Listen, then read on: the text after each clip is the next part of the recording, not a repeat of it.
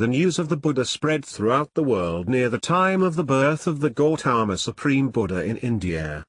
The behavior of people started to change after this time. When we examine the history of the era of the Supreme Buddha, we see that it was the teachings of the Veda knowledge that were first worshipped and practiced. Over time, this progressed into the teachings of the Brahmin. Following this time, an era known as Upanisa occurred in which people created their own religious opinions in the belief that this would answer their questions. At this time the relationship of student-teacher was created. Students would learn under a mentor while residing at a teacher's place. When sages heard the rumors or prophesy about the birth of the Buddha, they started to question the information. Who is this Buddha? What is his nature? What bodily characteristics does he have?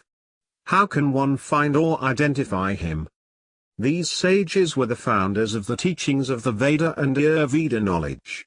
These sages also developed a teaching which correlated bodily characteristics to a person. This particular teaching explained the way to identify a Buddha from his bodily characteristics.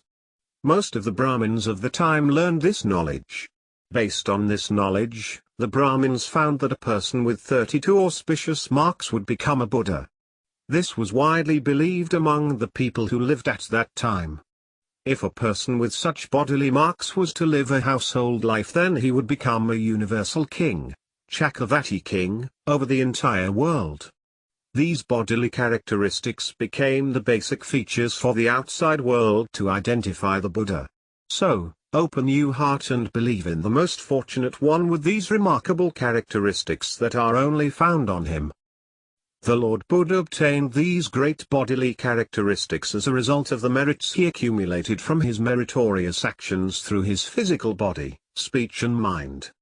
This happened over the course of the infinite number of his past lives. These merits resulted in him being born in higher-level worlds such as the divine and human worlds for an incredibly long time period. In his last life, he was born as a beautiful prince called Prince Siddhartha with all these 32 bodily characteristics. The Lord Buddha taught his disciples about all these characteristics, one by one, in detail after he became the Supreme Buddha. Let us now learn about these 32 characteristics. He had well-formed feet because he performed good deeds with his body, speech and mind in his past lives. Over his many lives, he prevented evil unseen powers and thieves from hurting people and gave the people righteous protection. He also performed almsgiving together with many people. As a result of these meritorious actions, he was born with pleasant feet containing the marks of wheels. In many of his past lives, he refrained from killing.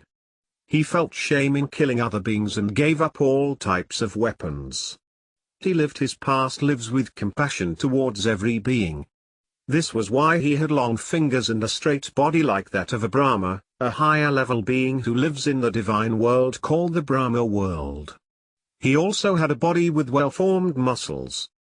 The merits he received by donating delicious food and flavorful drinks resulted in such marvelous features on his body. He also took care of people with alms, tender words and benevolent conduct and treated them with equanimity. He received great merits by treating many people in these ways. As a result of these merits, he was born with legs with perfectly formed bones. In many of his past lives, he learned various subjects and sciences well. He passed his knowledge on to others systematically, kindly and generously. As a result of such actions, he inherited hair like that of a red deer. What is merit and demerit? What is wrong and right? What should be searched and what should not? What actions will bring me comfort for a long time? He thought about these questions, avoided doing sins and did good deeds. This was why he had a pleasant and smooth skin that no dust could stick to. His lives were full of compassion. He did not get angry and did not make quarrels with others. He lived a life without hatred. He also furnished others with smooth covering sheets, blankets and smoothly decorated beds. As a result of these tremendous qualities, he had skin with golden color. There was another great deed he cultivated in his past lives. He brought divided families together by making peace between mothers and sons, daughters and mothers, sons and fathers, daughters and fathers and brothers and sisters. He enjoyed their unity. As a result of this quality, his genitals were covered in a sheath. In many of his past lives, he treated people corresponding to their talents properly. He identified them accurately and treated them with equanimity. As a result of this behavior, he had hands that could touch his knees when standing up straight like a banyan tree with a body equally well formed. He practiced loving kindness and developed his mind with these moral qualities over many lifetimes. How should beings be developed with faith, virtue, Dhamma learning, generosity and wisdom? How should they become rich? What are the ways to expand their good relationship with respect to their families? How can the relationships of their children, parents, relatives and friends be strengthened?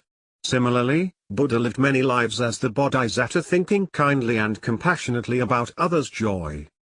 He spread his compassion towards others with love and kindness. This was why he had a proud body like that of a lion. His body was well formed at each location and the shoulders were filled well with flesh. In his last life, he had perfect taste organs as a result of merits he accumulated by avoiding doing harm to any being using any kind of weapons. In most of his past lives, he never looked at anyone with displeased eyes, made faces or frowned with anger. He looked at everyone with clear and open eyes directly with honest and virtuous thoughts without any anger towards them. The trait of having blue eyes in the Buddha was thus attributable to not making angry facial expressions in his past lives. Our teacher also had a full-grown forehead as a result of him being virtuous with his bodily, verbal and mental actions, observation of precepts, taking care of parents and worshipping the ascetics who attempted to find enlightenment. Buddha also cultivated the true word. He lived sincerely in most of his past lives without deceiving people by telling lies. He spoke truthful words and did not break others' confidence in his truthfulness. These true words merited him with woolen hair on his forehead and between his eyebrows. Each bodily hair was formed in one separate hair pore of his body. He abstained from divulging secrets, breaking relationships or urging others to break relationships. He supported peacefulness between others. He enjoyed promoting peace and seeing it prevail. This was why he had 40 well-placed teeth in his mouth without gaps between the teeth.